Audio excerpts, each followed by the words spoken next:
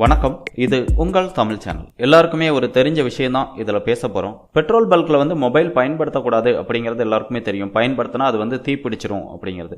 அது மட்டும் இல்லாமல் இப்போ எல்லாருக்கிட்டையுமே ஸ்மார்ட் ஃபோன் வந்துருச்சு. ஸ்மார்ட் ஃபோன் வந்தது அப்படின்னா எந்த நேரமே நம்ம வாட்ஸ்அப், ஃபேஸ்புக் இதெல்லாமே பார்த்துட்டு இருக்கோம். இதனால் என்ன பண்ணுறோம், நம்மளுடைய மொபைல் டேட்டா ஆஃப் பண்ண மறந்துடுறோம்.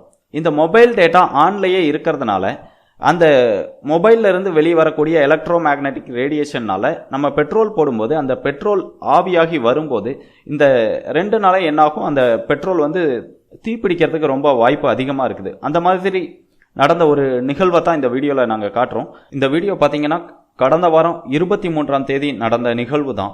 இதில் பார்த்தீங்கன்னா அந்த மொபைல் டேட்டா அந்த ஃபோனில் ஆனில் இருந்ததுனால அந்த பெட்ரோல் போடும்போது அது என்ன பண்ணிடுது, தீப்பிடிச்சிருது. இது போன்ற நிகழ்வுகளை நம்ம தடுக்கணும் அப்படின்னா நம்மளுடைய மொபைலை பயன்படுத்தாமல் இருக்கிறது மட்டும் இல்லாமல் நம்மளுடைய மொபைல் ஃபோனில் மொபைல் டேட்டாவையும் மறக்காமல் ஆஃப் பண்ணி வைக்கணும். அப்படி வைக்கல அப்படின்னா நீங்கள் பெட்ரோல் போட போகும்போதும் இது மாதிரி தீப்பற்ற வாய்ப்புகள் ரொம்ப அதிகமாக இருக்குது. முடிஞ்ச வரைக்கும் இந்த வீடியோவை அதிக பேரிடத்துல பகிருங்க.